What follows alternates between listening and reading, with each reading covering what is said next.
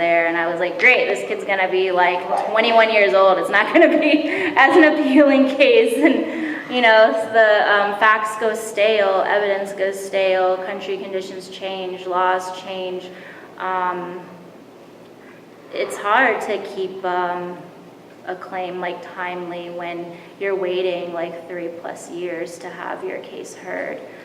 So then when they're going really fast like this, you're like, well, good, it's like timely, but also it's a little bit too fast because it takes a while to find an attorney, and the chance of success without an attorney is even lower.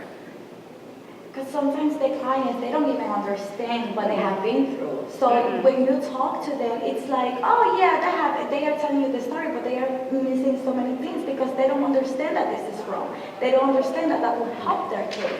It's like you actually have to sit down and, you know, just talk and talk and talk. Yeah, I mean, a good example of that is I was at so I was prepping a kid for an asylum interview 2 weeks ago. She was 15. And I mean, I know her story. I knew what I was trying to get out. Like, she had been brutally kidnapped and raped by gang members. She has a baby now. The baby was a product of that rape. And so I started off my questioning when I was prepping her. I kind of asked, like, okay, well, when did the problems with the gangs start? She goes, oh, I never had any problems with the gangs. And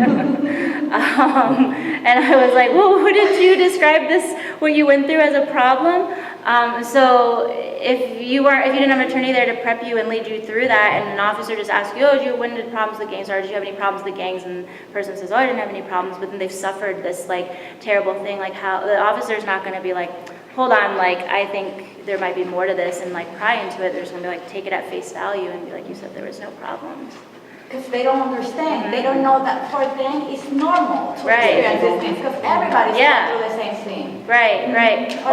Or child abuse cases too. I'll be like, oh, like, you know, did your like father abuse you? No. But then you start asking like, how many times did he beat you, or were you denied food? And then they were like, oh, every day, and with like, you know, whips and things like that. And you're like, this is serious abuse, but they don't see it because it's like their reality.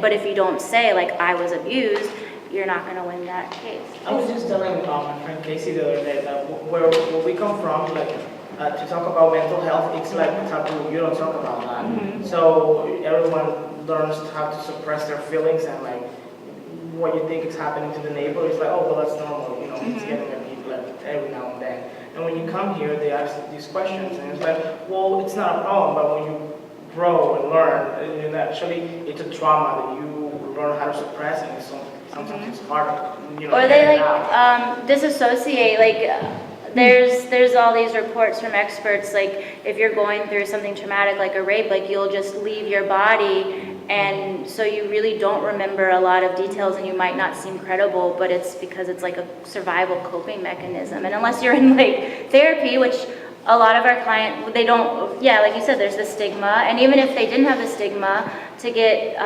Spanish language or whatever language counseling services that are free or low cost for an uninsured person, like, it's almost impossible. And I'm sorry, but not to go back to it, but sometimes it's like, even when sexual abuse happens, they don't understand, like, oh, okay, yeah, my uncle used to do that, but that's normal, or, you know, like, everybody in my family, or I told my mom, and my mom told me, oh, keep it quiet, don't say it, that's my one, or, you know, or you are going through so many things, and it's like, oh my God, I can't even talk about it, because growing up, that's, you know, what they are telling you, don't say anything to this one, or keep it, you know, as a taboo. They tie it to shame. Right, yeah. Exactly.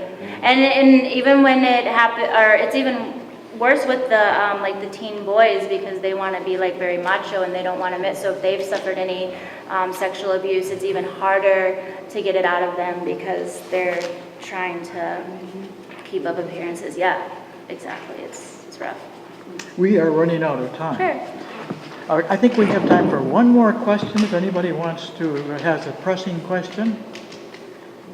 Well, just one quick, I think you explained this earlier, but didn't clarify how you get your clients and how whatever category they are, and people end up being refugees at NSC, for instance. So any of the people can come to, so refugees are kind of like pre-assigned, like the Office of Refugee Resettlement will kind of be like, NSC, you're getting like 10 families, and these are the names, and HIAS, you're getting these 10 families, and these are the names, and so that's how that works.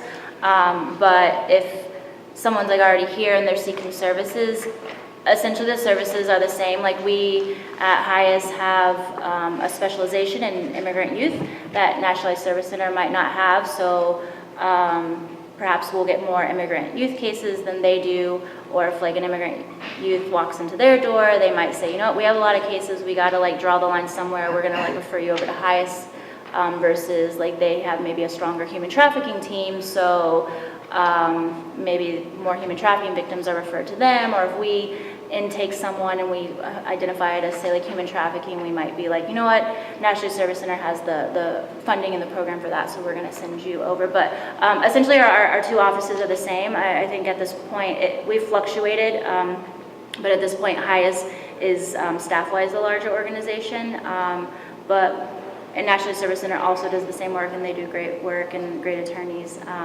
so they can either or. Okay, well, Stephanie, thank you so much. Thank you for coming. Yeah, thanks for having me. Kind of like unrelated, but I did want to pass, I just really like this, and it's just something to think about.